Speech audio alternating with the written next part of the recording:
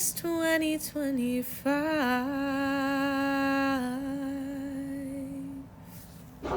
Yeah? Hello cyclists, welcome to another day of Vlogmas. In this video, we're going to be going over my top EPs and albums and deluxes, I'm including that as well, of the year. So I have a lot, so I'm hoping this video isn't too crazy long. We're going to try to speed round through some of these, but I'm going to start with my EPs and deluxes. So I ended up listening to 7 total little like less than 30-minute album kind of things. Some of them are deluxes for already made full albums. Some of them are their own EPs.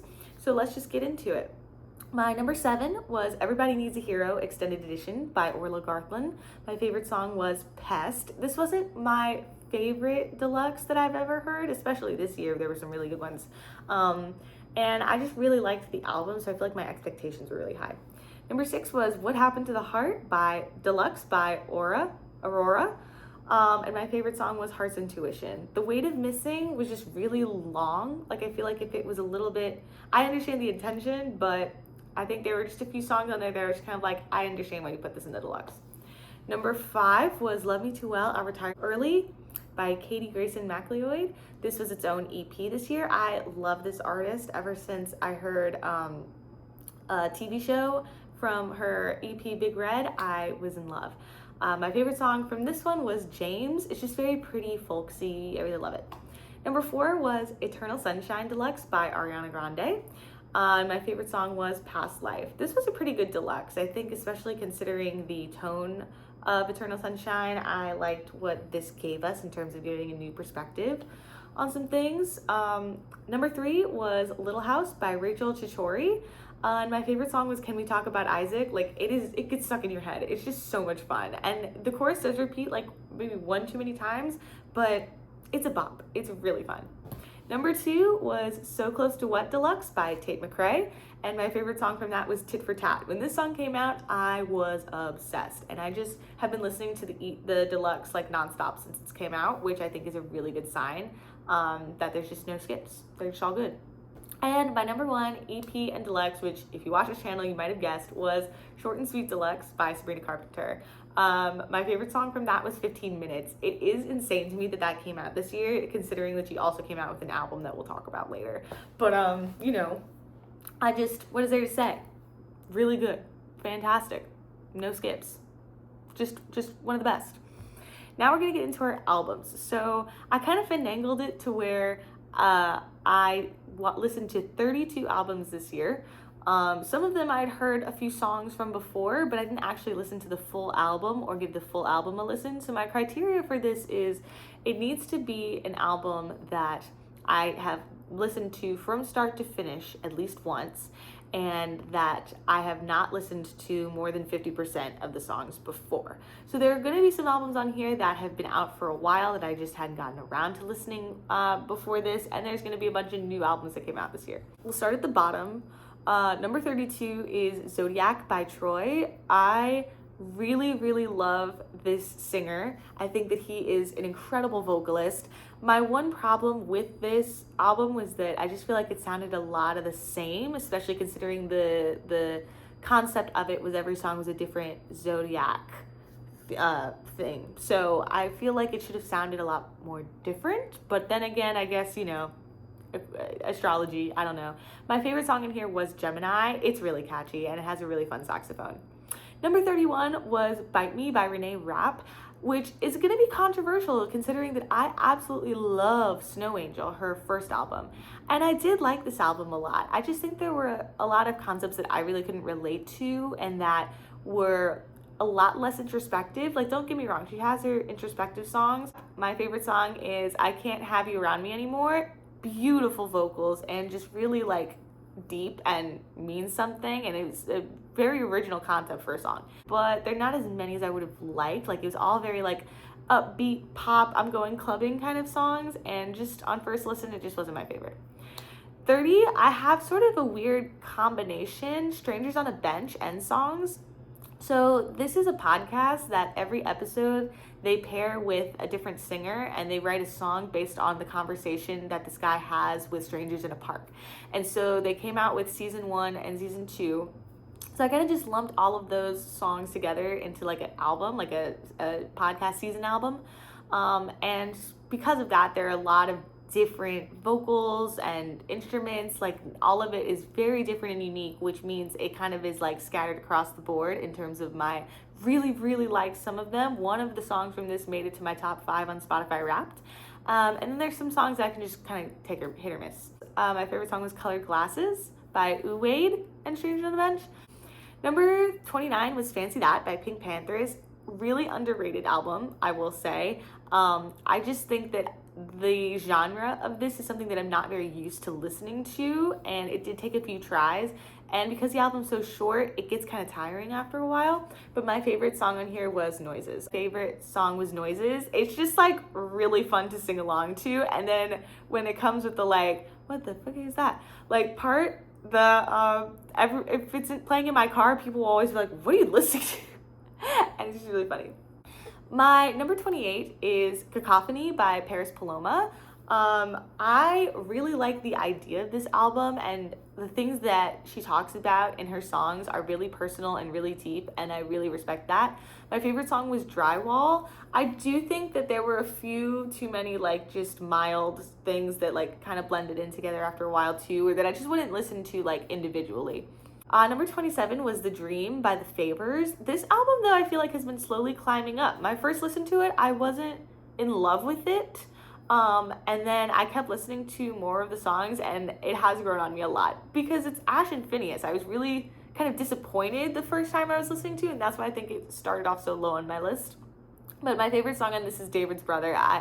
That one just is really fun, and the music video for it is really cool, too. Number 26 is a Christmas album. I listened to Christmas in the City by Pentatonix. Some people might call this cheating because there are a lot of classic Christmas songs on there, but honestly, I did not add any of their versions of classic Christmas songs onto my playlist this year. It was all the new songs. I think the new songs were really interesting, and you can tell that the production took a lot of care with it, and I really like that. So my favorite song was the self-titled song, Christmas in the City. Number 25 is our first Broadway play on the list. I finally listened to Next to Normal. I listened to the 2025 Broadway cast recording of this, and I watched the professional shot that was on PBS for a little bit this year.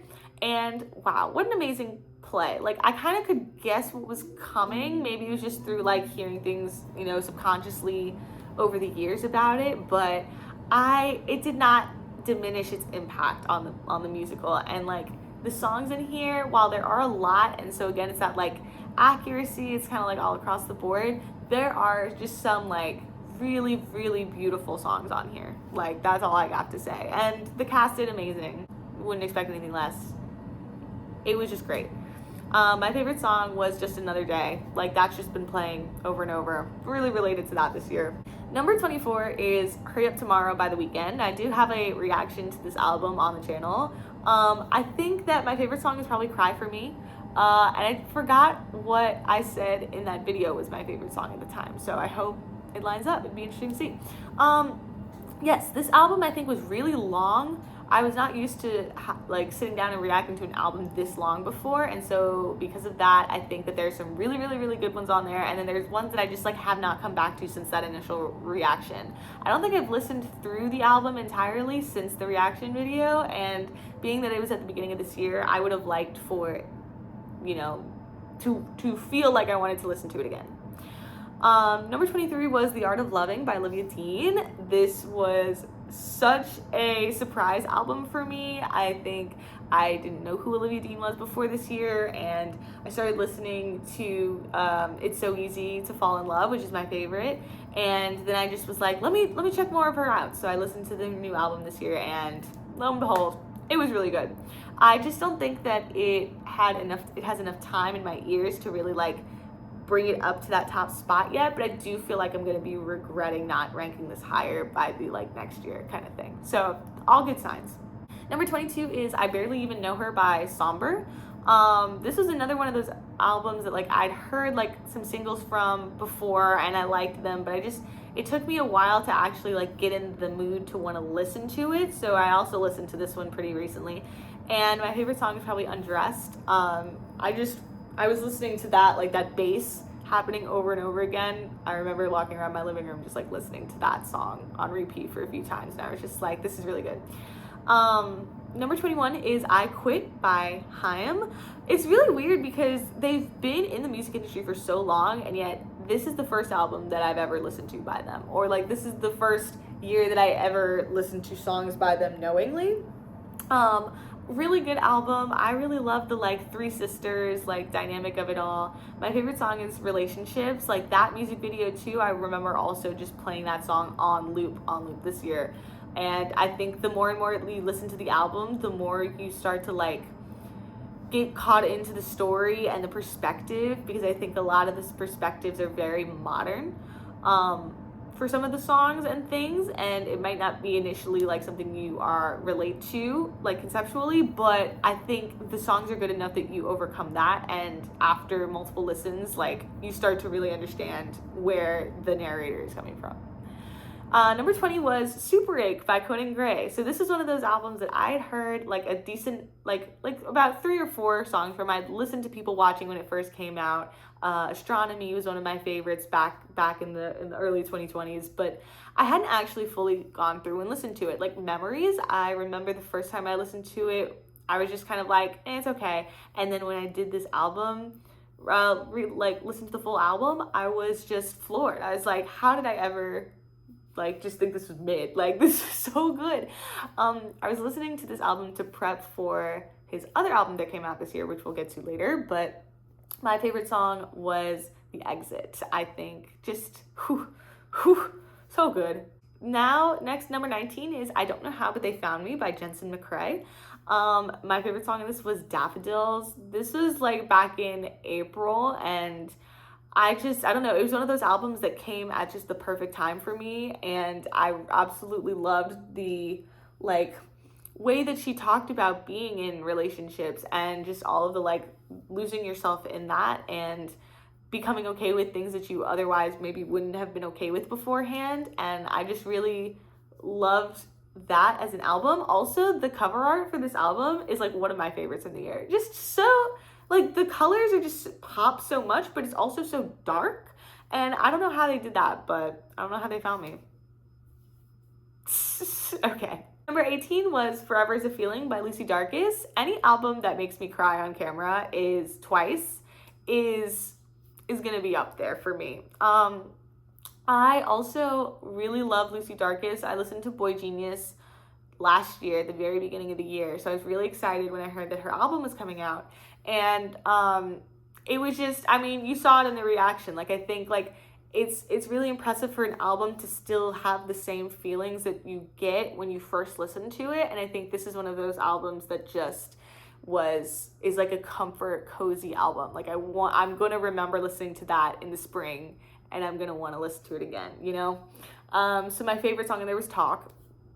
Number 17 was Alligator Bites Never Heal by Doechii. This was one of those albums I listened to at the very beginning of this year because I had missed it at the end of 2024. So I am really happy that it's still up here after being in my rotation and my playlist for so long.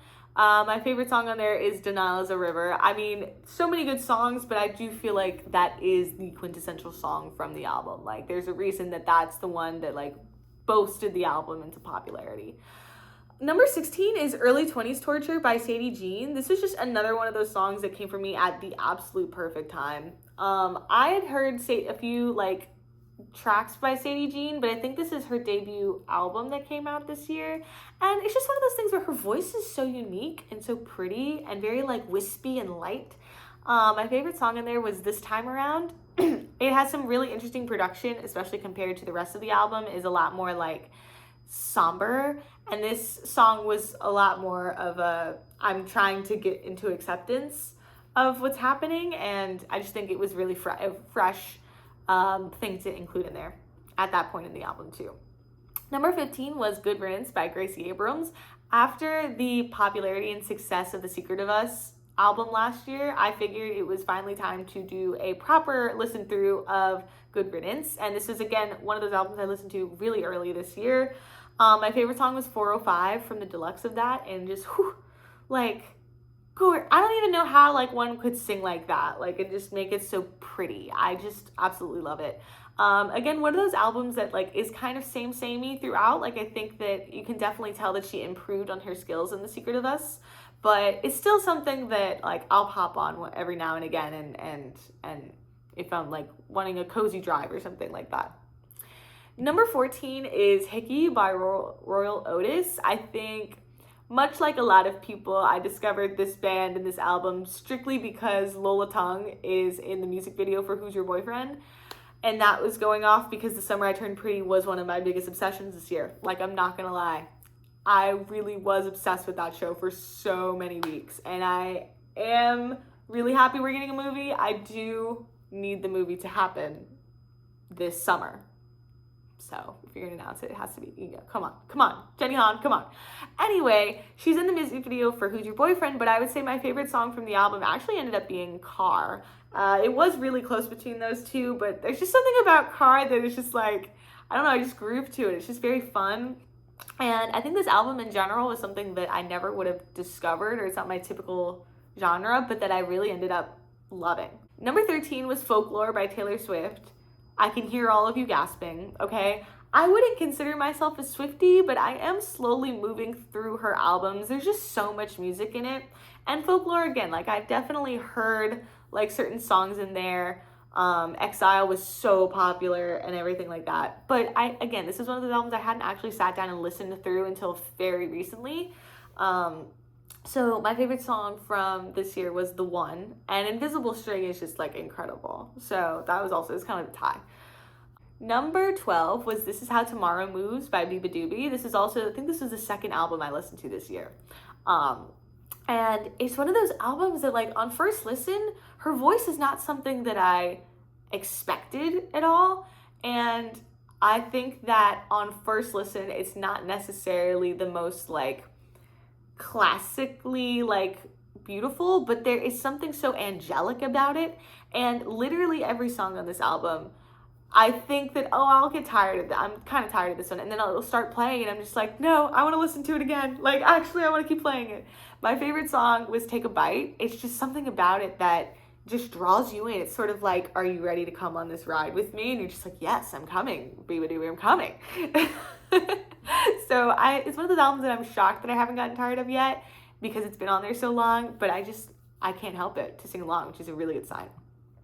Number 11 was Addison by Addison Rae. If you would have told me last year that Addison Rae would have been the honorable mention in my top 10 albums of the year, I would have laughed at you. But this album is just so different from all of the like TikTok bait things that she's done. Like it is still very summer, it's very club music, but it's also very introspective and it's interesting. And she talks about things that, you know, I think on the surface, it's like, oh, I'm hiding all of my feelings in this pop song. But you listen to the lyrics and you're like, interesting. A big surprise album for me this year. But it is just also such a summer vibe that, you know, who could blame you? Now we're into our top 10. My top 10, number 10 album is So Close to What by Tate McRae. It's crazy being that her deluxe version was so high on my deluxe list. Favorite song, Revolving Door. I absolutely loved that song. So good. Her performance at the VMAs is absolutely incredible. Or the MTV Awards, I'm sorry. Absolutely incredible. Such a good album. I think, especially compared to the deluxe and knowing all the things that happened with the relationship afterwards, it is one of those things where a few of the songs I'm like, oh, like they weren't my absolute favorite at the time. But look, this is Tate McRae. This album is incredible. Like, highly recommend. Like all of the things that I might not relate to on like the story level side of it, like it does not matter because she's a damn good songwriter. So absolutely great song and, you know, absolutely great album. I'm so excited to see what's next from her, which I think is ultimately like the biggest show of a good album. Number 9 was Life of a Showgirl by Taylor Swift. I do feel like I was obligated to listen to this. I will be honest, I feel like it's a hot take. My favorite album is Tortured Poets Department. I just feel like that album is very beautiful, and when it came out, people were saying like, oh, it's too much words, too big, and like we don't like it, and I really enjoyed it. And now I think people are saying the opposite about Life of a Showgirl. And there were a few songs on here that I did enjoy on first listen, but that the first listen wise, I was like, okay, it's cheesy. But I think that's everyone's been commenting on the internet. After the second listen, it's just like so damn catchy. You can't help but like sing like what oh. Like it's so dumb. It's so dumb. But I love it. I do. I really do. And I just think, especially in terms of cultural relevance, like this one had to be a little bit higher up on my list. Like, so it's one of those albums that I think like it will never compare to Tortured Poets Department, but going in, I didn't have the expectation that it would. And I think that's why I like it so much, because I knew it was going to be not the other one. And I think that is really hard skill to master as an artist, in terms of being able to hit so many genres and do so many things and make music that feels good for the time in your life, you know? Favorite song was Honey. It's just cute. Number 8 was For Melancholy Brunettes and Sad Women by Japanese Breakfast. And I do feel like this is going to be one of the albums in my top 10 that most people are like, what? Who is this? You know? But I absolutely love Japanese Breakfast. She has such a way about writing things that feels very like middle class, if that makes any sense. Like, she's not writing this from, I'm trying to be artsy. It's more of a, which I think the title would kind of imply. It's more of just like a, look, I'm upset, I'm sad, or this is what's happening, and I'm gonna just tell it like it is, and you're coming into the bar and you're listening to me play this and tell the story kind of vibe. And I just really love how ethereal it is while still keeping that. It's a really hard balance. The production's great, the vocals are great, the storytelling is great. Like, there are not any songs on this album that I would like skip. And they all have a place on it, which is fantastic. My favorite song was Mega Circuit. Number 7 was Lana by SZA. Now, I know this is technically the SOS Deluxe, but like, I don't care. Like, no. Lana is its own thing, and therefore I will consider it its own album. There's just, I don't know why we're playing this game. It's not. Lana was the first album I listened to at the beginning of this year. My favorite song was Drive. I still listen to Drive all the time. It is so good. There are just so many songs on Lana that I think it's so different, and it really achieves that like perfect balance of an album that I look for. A perfect mix of like sad and retrospective songs, also mixed with like some upbeat and like dance songs with it too. I think that this perfectly encapsulated the journey of like a situationship gone wrong, and I love that. Number 6 on my list was K-pop Demon Hunter, the soundtrack. My favorite song was Takedown, and it was also one of my top 5 favorite songs of the year. I mean, what can I say? This K-pop Demon Hunter took over the world this year, like literally. The honeymoon was sealed. It was sealed. This was just, the movie was great, but not only was the movie great, it was a good movie musical, which is really, I think, something that as a Broadway fan, we struggle to find a really good one of those. And it just took over this year, and I'm so happy it did, because it just has some really, really good, catchy songs. And it's one of those things that I think that because it's going to be a while till we get the sequel, people are thinking it's going to die down. But I do see myself continuing to listen to this, just not as often next year. Number 5 was the last musical I listened to. I'm not even going to call it a Broadway musical, but it was Epic the Musical. My favorite song on this, again, might be controversial. It's Charabudis? I don't know Greek. I'm sorry. It's the one where he's fighting the water monster before he goes and faces Poseidon. I'm sorry. I love that song. I think that there are some people that dislike it because of the way that it's moving the plot along. I don't care. I think it's perfect. We'd had enough fighting monsters. We just got to fight this monster guy, and then we got to get to the climax. Like, this is the one right before the climax, and it really did a good job. This was such an interesting musical like experiment, because Epic the Musical, if you don't know, was created by this guy on TikTok that came out with like little EPs or like sagas for it. and it tells the story of the Odyssey. And so I was not one of the people that knew about this when he was coming out with each individual EP. So I was able to just listen to the entire album first run through, and one of my friends begged me to sort of take it EP by EP, and I just was like, we're going through it. And I absolutely love this. There's so much material and so much music to go through with this. It really is like the Odyssey, but in music form. There are some cheesy songs on here. I think because of the sheer volume, though, and the sheer massive undertaking of a project this was, and storytelling-wise, it was just blew me out of the water in terms of how interesting it was, and all the different music techniques and like little Easter eggs that he would hide in there that would tell people in future sagas of what the story was going to, if you didn't know the Odyssey story. I think as a composer, that is such a huge undertaking, and because of that, I just like respect it so much, and I love it. And it's one of those things that you can just pop on. It has so many different vibes and character perspectives and things. Any mood you're in, they got a song for it. Number 4 is Ruby by Jennie. I absolutely love this album. I think I listened to this right after I listened to K-Pop Demon Hunter, because I was still in my K-pop, like wanting to listen to another album. And Jennie came out with her album Ruby, and it is absolutely amazing. My favorite song is Like Jennie. Like Jennie. Who gonna rock with Jennie? I can't express to you how hard it is to create an album that is upbeat the entire time until the very end. Twin like shook me out of out of my boots. Like I was just like, what the heck? It's so hard to create such good production, such good vocals, such good rapping and like rhyming schemes, and then so many collaborations with like American artists. Like she's talking with Doechii, Childish Gambino, Dominic Fike, so many people. It was just so good, and it's one of those albums that I always smile when I think about and listen to and put on, because I know I'm gonna have a good time. Number 3, we're in our top 3, might be surprising to some people. It's Man's Best Friend by Sabrina Carpenter. Now, you might be thinking, it's not number 1, it's not number 2, it's number 3. And this was probably one of the hardest decisions I've had, because my top 3 albums all like had some significance to me.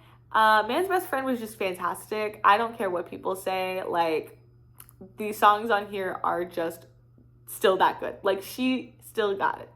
And I'm really sad I didn't do a reaction to this album. I just like was so excited about it, and I was like, I can't even get the camera out. Like I just need to put it on like the day it came out. And just fantastic. My favorite song is Tears. Need I say more? Number 2 is Wishbone by Conan Gray. I was so lucky that I got to go see Conan Gray on the Wishbone tour this year. I was absolutely blown out of the water. I was so excited about it. And it was such a good concert experience and such a good time. But putting the concert experience aside, just the album itself is just utterly fantastic. I think especially after Found Heaven last year, or the late year he came out with, that was very different from the style of music he'd been coming out with. And I really enjoyed it for what it was. But it was really nice to get another like introspective album again, full of just like really interesting metaphors and deep points and conversations, and like heartbreakingly put this like end of a relationship that, you know, you don't want to end, and you're confused by why it's ending and how it's ending, and like realizing that this person isn't your person. It just, the whole journey of the album, like you really feel the storytelling, like the arc of it all. My favorite song is Vodka Cranberry. I mean, I had that in my playlist. But even with all of that significance to me this year, and with just how relatable and deep and beautiful the album was, it's still my number 2, because my number 1 album of the year was Who's the Clown by Audrey Hobart. And this was another complete shock to me. If you'd asked me at the beginning of the year, I'd be like, who are you talking about? I don't know who this person is. This album, I can't explain what it does to me when I put it on, but I am just completely enthralled by it the entire way through. It's something where her vocals aren't necessarily like the best classically trained, but it doesn't matter in the slightest, and it actually aids so much in the relatability of the songs that she's talking about. There's so many songs on here that are talking about certain situations that I've never heard happen in a song before, making so many Gen Z cultural references that feel very relevant, and just so much energy and really good production that you can tell that she was just made to do this. Like, this is her debut album. I am shocked at how amazing it is. Like, she didn't come out with any like singles or anything before this. This is just first try. Here's my album, and it is utterly fantastic. I don't even can't even explain to you why I feel so strongly about it. It's just that there's no skips. It's a complete blast of a time. And in the time that it's introspective and deep, it's so relatable. And you're just like, yes, this. And I don't know that I can put it into words, but I just, when I was putting all of these in my ranking, I kept trying to put it lower because I kept feeling like I had to put Sabrina Carpenter, or I had to put Conan Gray higher and things like that, or I had to put Taylor Swift higher. And then just comparing them every single round, I was just like, if you ask me right now, which would you rather listen to? I would rather listen to Who's the Clown. And it just kept going up and up and up and up until I couldn't deny it anymore, that it was just like my favorite album. And it will continue to be my favorite album, and I'll keep listening to it for a really long time. And I'm probably gonna go listen to it after this, honestly, because now I'm talking about it so much and I'm remembering how good it is. So yeah, all the albums and EPs and deluxes that I've listened to. I've listened to a bunch of singles as well, so maybe those will pop up in future album review videos, where I listen to the full album of those. But thank you guys so much for watching. Comment down below, what do you think was your favorite album this year? And how many albums did you listen to if you track that type of stuff? I will see you guys tomorrow for a brand new Vlogmas video. Bye!